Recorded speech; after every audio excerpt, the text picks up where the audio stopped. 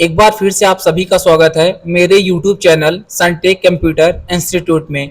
आज हम आपको बताने वाले हैं रिव्यू टैब के पूरे रिबन के बारे में। तो जैसा कि आप देख सकते हैं यहाँ हमारे पास कुछ ग्रुप दिए हैं जो कि प्रूफिंग है, एसेसिबिलिटी है और यहाँ पे स्मार्ट लुकअप है, लैंग्वेज है, चेंज है, कमेंट है, नोट्स है, प्रोटेक्ट है और इंक है। तो आज हम इन्हीं सबको क्लियर करेंगे। तो बिना देर के हुए चलिए वीडियो को शुरू करते हैं। तो सबसे पहले मैं यहाँ पे पहला ऑप्शन हमारा प्रूफिंग के अंतर्गत दिया गया है स्पेलिंग चेक का, जिसकी शॉर्टकट की है F7। आप यहाँ पे देख सकते हैं। जैसे देखिए यहाँ पे एक हमारे सामने क्वेश्चन दिया है डेमोक्रेसी करके। जैसे मैं इसका क्या है कि नाम गलत करके ए लिख देता हूँ और फिर मैं एंटर करके जैसे ही मैं इस पे क्लिक करके स्पेलिंग चेक पे क्लिक करूंगा ना, तो देखिए ये बता देगा, कह रहा है कि जो आप यहाँ पे डेमोक्रेसी लिखे हैं ये नाम ऐसा नहीं होता है, ये होता है। तो क्या आप चेंज करना चाहते हैं या फिर इग्नोर करना चाहते हैं? इग्नोर करेंगे तो सेम वही रहेगा, या फिर हम चेंज करना चाहते हैं तो इस पे क्लिक करेंगे। देखिए वहां पे हमारी स्पेलिंग सही हो गई। क्लोज करते हैं। सेम यहाँ पे कुछ हमारे पास यहाँ पे वर्ड है जिसका हमने लिखा है डिक्टेटर, तो ये भी वर्ड मीनिंग गलत है हमारी। तो हम यहाँ पे क्लिक करेंगे तो ये बता देगा कि डिक्टेटर की मीनिंग हमारी ये होती है, मीन्स तानाशाह होता है। तो यहाँ पे हम क्या करेंगे, इसको चेंज कर देंगे और यस कर देते हैं। तो ये देखिए ये हमारा इसका मीनिंग सही हो गया। बात करते हैं हम यहाँ पे दूसरा हमारा ऑप्शन दिया है ट्रीजर का। ट्रीजर मीन्स खजाने होते हैं, इसमें वर्ड मीनिंग से रिलेटेड खजाने हैं। जैसे मान लीजिए हम कोई डिक्शनरी बना रहे हैं और इसमें डिक्टेटर लोग हैं, मतलब तानाशाह हैं।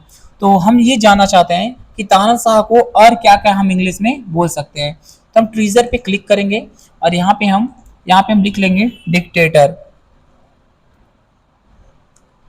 तो जैसे हम यहाँ पे डिक्टेटर लिख के यहाँ पे सर्च करेंगे तो देखिए दिखा रहा है कि आप उसको क्या बोलते हैं, टायरेंट बोल सकते हैं, रूलर बोल सकते हैं, डिस्पॉट बोल सकते हैं, ऑथोक्रेट बोल सकते हैं। तो ये सब देखिए बहुत सारे वर्ड है जो हम डिक्टेटर के लिए यूज कर सकते हैं। एक एग्जांपल को हम और देख लेते हैं यहाँ पे। जैसे हम बॉय को क्या क्या बोल सकते हैं, तो हम एंटर करेंगे, बताएगा बॉय को हम लैड बोल सकते हैं, स्कूल बॉय बोल सकते हैं, यंगस्टर बोल सकते हैं, चाइल्ड बोल सकते हैं, टीनेजर बोल सकते हैं और यहाँ पे यूथ बोल सकते हैं, यूथ मैन बोल सकते हैं। तो ये मतलब उसका पूरा जितना भी है सिनोनिम्स आ जाएगा। तो उम्मीद है आपको ये दोनों चीजें समझ में आई होंगी। अब यहाँ पे हमारा ऑप्शन दिया है वर्ग सब्सटाइट का, तो हम इसको देख लेते हैं। जैसे हम इस पर क्लिक करेंगे ना तो ये हमारा बता देगा कि हमने क्या किया है कि कितने सेल में कितने वर्ड को लिखा है। अभी हमारे पास देखिए यहाँ पे 3 सेल जो है कि डेटा से भरे हुए हैं, ये इसको हमने क्लिक किया है इसलिए हमारा डेटा में गिना जाएगा। तो देखिए 1 2 और एक ये हमारा हो जाएगा 3। और यहाँ पे देखिए सीट, तो हम ये पहली सीट पे हैं, तो ये देखिए पूरा सीट दिखाई दे रहा है। हम जितने वर्ड लिखेंगे ना यहाँ पे हमें पूरा शो होगा। तो ये उसका क्या काम करता है, यदि फॉर्मूला लगाएंगे तो फॉर्मूला शो होगा, तो हमें उसका पूरा डिटेल दिखाता है। अब बढ़ते हैं हम आगे की तरफ जहाँ पे हमारा ऑप्शन दिया है चेक एसेसिबिलिटी का। तो हम देख लेते हैं ये क्या है हमारा। तो चलिए हम आगे का टाइप देखते हैं। देखिए यहाँ पे हमने कुछ डेटा ले लिया है और यहाँ पे हम देखते हैं कि एक्सेसिबिलिटी क्या बताता है। तो जैसे मैं यहाँ पे देखिए, यहाँ पे मैं जैसे ये जो मैं पहले पे बनाया हूँ तो इसमें मैंने सैलरी शीट नाम रखा है पहले पे, और जो मैंने दूसरा बनाया है इसका मैंने नाम नहीं डिफाइन किया है।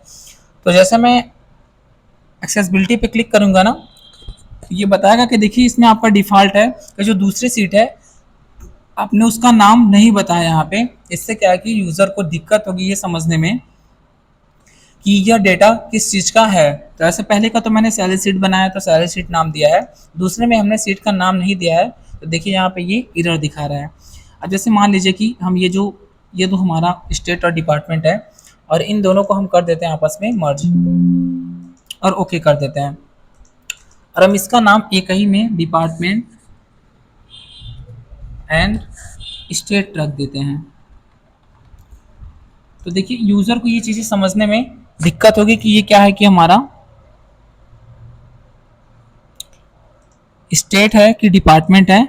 तो ये सब जैसे इसमें क्या है ना, यूजर को यदि दिक्कत होगी तो ये सब चीजें हमें एक्सेसिबिलिटी हमको ये चीजें बताएगा कि आप यहाँ पे जो है कि गलतियां कर रहे हैं। तो एक्सेसिबिलिटी बस इसलिए होता है, ये हमें ये चेक करके बताता है कि आप सीट में कहाँ पे गलती कर रहे हैं। अब आगे देखते हैं हम स्मार्ट लुकअप, इसका क्या यूज है। तो चलिए हम इसको देख लेते हैं। चलिए अब हम देखते हैं आगे चेक एक्सेसिबिलिटी के बाद कि स्मार्ट लुकअप का क्या यूज है। तो जैसे देख लीजिए, यदि मान लीजिए कि हमें कोई डेटा उठा के लाना है इसके हम 1992 के बारे में, तो हम पहले गूगल पे जाएंगे, विकिपीडिया पे जाएंगे और फिर उसका हम क्या करते हैं लिंक कॉपी करते हैं, फिर डेटा टैब में जाके हम यहाँ पे फ्रॉम डेटा व्यू पे जाके यहाँ पे हम पेस्ट करते हैं, तो इसमें हमें बहुत ज़्यादा समय लग जाता है। तो देखिए हमारा स्मार्ट लुकअप क्या काम करता है। जैसे मान लीजिए कि हमको स्कैम 1992 के बारे में डेटा चाहिए नेट से, तो ये हमें तुरंत डेटा उठा के दे देगा और ये बहुत ही यूजफुल आपके लिए होने वाला है। जैसे मैं स्मार्ट लुकअप पे क्लिक करता हूँ और मैं चाहता हूँ कि जो कि मुझे स्कैम 1992 के बारे में डेटा चाहिए, जैसे मैं इस पर सर्च करूँगा तो अब देखिए जितना भी यहाँ पे उसके बारे में पढ़ा होगा स्कैम 1992 के बारे में ब्राउज, तो यहाँ पे हमको पूरा दिख जाएगा। आपको एक बार अगेन करके दिखाता हूँ। तो देखिए ये किस प्रकार यूज करते हैं। सबसे पहले हमको क्या करना है, जैसे हमें इंडिया के बारे में डेटा चाहिए तो हम इंडिया पे क्लिक कर लेंगे और यहाँ पे हम स्मार्ट लुकअप पे क्लिक कर देंगे। तो देखिए इंडिया से रिलेटेड जितनी भी विकीपीडिया है या फिर उसकी अदर जो चीज़ें हैं हमें यहाँ पे पूरा शो हो जाएगा। जैसे हमें इंडिया का ताजमहल चाहिए तो हम यहाँ पे इसको कॉपी कर लेते हैं और फिर यहाँ पे हम चाहे तो इसको ला के पेस्ट कर लेंगे। तो यहाँ पे हमें क्या है, ये पूरा डेटा हमें इसका मिल जाएगा। तो ये देखिए हमें यहीं से इजीली पूरा इसके बारे में डेटा हमको पूरा ताजमहल के बारे में मिल जाएगा। यहाँ से आप पूरा पढ़ सकते हैं। तो चलिए अभी हम आगे देखते हैं।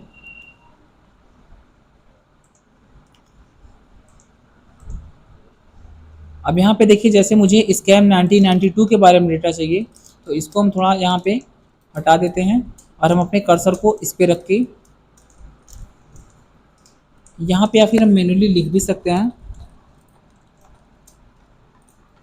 इतना लिख के हम जैसे ही इस पर सर्च करेंगे तो ये देखिए उसके बारे में हमारा पूरा डेटा अभी तक जितना हुआ है हमारे सामने यहाँ पे पूरा हमको दिख जाएगा। जितना भी उसका सब हुआ है यहाँ पे हमें उसका पूरा डेटा इजीली दिख जाएगा। तो आइए हम आगे देखते हैं। उम्मीद है आपको ये ऑप्शन समझ में आया होगा। अब चलिए ऐसे ही हम ट्रांसलेट का ऑप्शन का यूज़ समझ लेते हैं। मैं ट्रांसलेट पे क्लिक करूँगा और जैसे यहाँ पे मैं कुछ वर्ड लिख देता हूँ। जैसे यहाँ पे मैं सिलेक्ट में इंग्लिश को कर लेता हूँ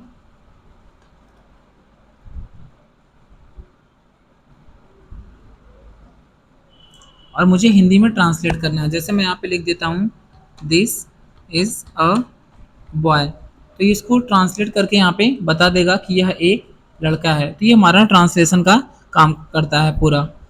तो उम्मीद है ये चीज़ आपको समझ में आई होंगी। अभी इससे रिलेटेड भी कुछ और क्वेरी यहाँ पे आपको खुलेंगी। अब हम देख लेते हैं इसके बाद हमारा जो ऑप्शन दिया है आगे का हम देख लेते हैं इसमें। तो चलिए हम देखते हैं आगे न्यू कमेंट का क्या यूज़ है। जैसे मैं इस स्कैम पे कुछ कमेंट करना चाहता हूँ तब मैं इस पर एक कमेंट कर देता हूँ यहाँ पे। जैसे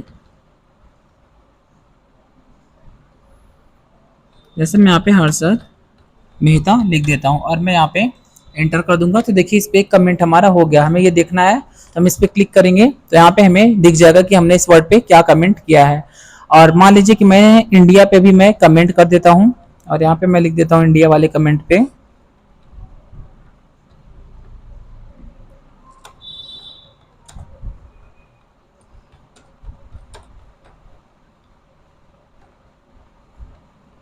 जैसे मैंने आई लव माई इंडिया लिख के कमेंट कर दिया और मैं इसको फिर क्या है कि तो यहाँ पे मैंने कमेंट कर दिया। तो यहाँ पे भी मैंने एक कमेंट कर दिया और यहाँ पे भी एक बार मैं अगेन इस पे कमेंट करके दिखा देता हूँ। यहाँ पे देखिए वो जो मैंने कमेंट किया था वो जीमेल पे सेंड हो गया है ऑनलाइन होने के कारण। तो मैं बस इस पे लिख के इंडिया ही लिख के छोड़ देता हूँ। तो देखिए अभी एक कमेंट इस पे भी हो गया। यदि हम प्रीवियस कमेंट पे जाना चाहते हैं तो ये देखिए हमारा प्रीवियस कमेंट पे ले गया और नेक्स्ट पे जाऊं तो हमें उसके बाद वाले पे लेके गया। यदि मैं 100 पे क्लिक करूं तो ये पूरा कमेंट हमारे यहाँ पे जिसमें हमारा कर्सर रहेगा उसका कमेंट हमको यहाँ पे शो होगा। तो इसका यूज यही है। बाकी डिलीट का ऑप्शन है, हम कमेंट को डिलीट कर सकते हैं यहाँ पे क्लिक करके। इन सबको डिलीट करने के लिए है कमेंट हमारा शो होगा यहाँ पे। तो आगे देखते हैं। ये सब हम समझ गए हैं। अब हम देखते हैं कि यहाँ पे हमारा प्रोटेक्ट सीट का क्या यूज़ है। तो हम प्रोटेक्ट सीट को पढ़ लेते हैं यहाँ पे। चलिए अभी हम बात करते हैं प्रोटेक्ट सीट की। जैसे मान लीजिए कि हमारे पास यहाँ पे कुछ सीट दी गई है और इस सीट में हम कुछ डेटा ले लेते हैं।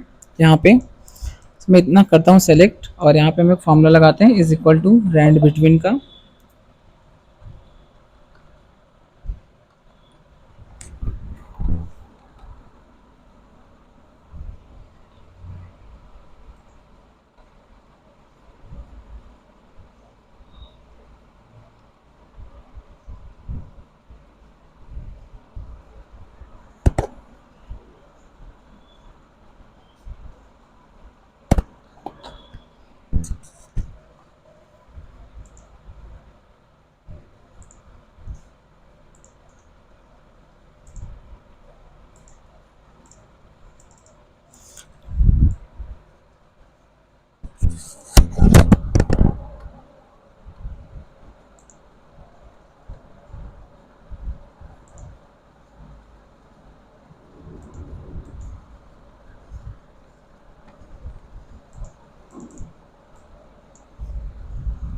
देखिए जैसे हम यहाँ पे कुछ डेटा ले लिए हैं और हम चाहते हैं कि इस डेटा में कोई भी हमारा छेड़खानी ना कर सके, तो इसके लिए हम इस पे प्रोटेक्ट सीट कर देते हैं। तो यहाँ पे जैसे हम पासवर्ड लगा देते हैं, पासवर्ड हमने 1 2 3 ये लगा के मैं यहाँ पे ये कह रहा है अगर आप केवल फॉर्मेट सेल को लॉक करना चाहते हो तो केवल उस पर क्लिक करें, यदि आप केवल डिलीट रो को लॉक करना चाहते हो तो उसको केवल लॉक करें, चाहते हैं कि केवल रो को लॉक करना तो केवल रो नहीं काम करेगा, बाकी सब काम करेगा। जब हम इसको ओपन करेंगे तो इसमें पासवर्ड मांगेगा, लेकिन हम यहाँ पे सेलेक्ट ऑल पे क्लिक किए हैं और हम यहाँ पे ओके कर देते हैं और अगेन पासवर्ड वही मांग रहा है तो अगेन हम इसको वही दे देते हैं। और जैसे मैं यहाँ पे ओके कर दूंगा, अब देखिए जैसे कोई भी पर्सन यहाँ हमारा छेड़खानी करना चाहे तो देखिए यहाँ पे हमसे क्या है कि पासवर्ड मांग रहा है, तो फिर मैं इस पर क्लिक करूंगा और पासवर्ड अगेन दे देता हूँ और ओके करूंगा। देखिए अभी ये हमारा डेटा, अब हम यहाँ पे कुछ भी चेंजेस कर सकते हैं। तो उम्मीद है आपको ये चीजें समझ में आई होंगी। ऐसे ही हमारा यहाँ पे ऑप्शन दिया है प्रोटेक्ट वर्कबुक, तो हम पूरे वर्कबुक पे पासवर्ड लगा सकते हैं। सेम वही चीज यहाँ पे भी हमारा है। यहाँ पे दिया अलाउ एडिट रेंज, आप इसमें कुछ रेंज करना चेंजेस करना चाहते हैं यहाँ पे आप मॉडिफाई कर सकते हैं, तो ये ऑप्शन आप पहले भी देखे होंगे। और यहाँ पे हम बात करते हैं शेयर वर्कबुक का, तो ये अभी अनशेयर का ऑप्शन दिया है। जब इसमें हमारा जीमेल कनेक्ट रहेगा, कई कंप्यूटर कनेक्टेड रहेंगे, तो हम अपने इस पूरे वर्कबुक को इस ऑप्शन से शेयर कर सकते हैं। तो उम्मीद है आपको ये चीजें समझ में आई होंगी और इसमें कोई भी चीजें बहुत ज्यादा कठिन नहीं है, बस आपको थोड़ा सा समझने की नीड है। आज के लिए इतना ही, मिलते हैं अगले वीडियो में।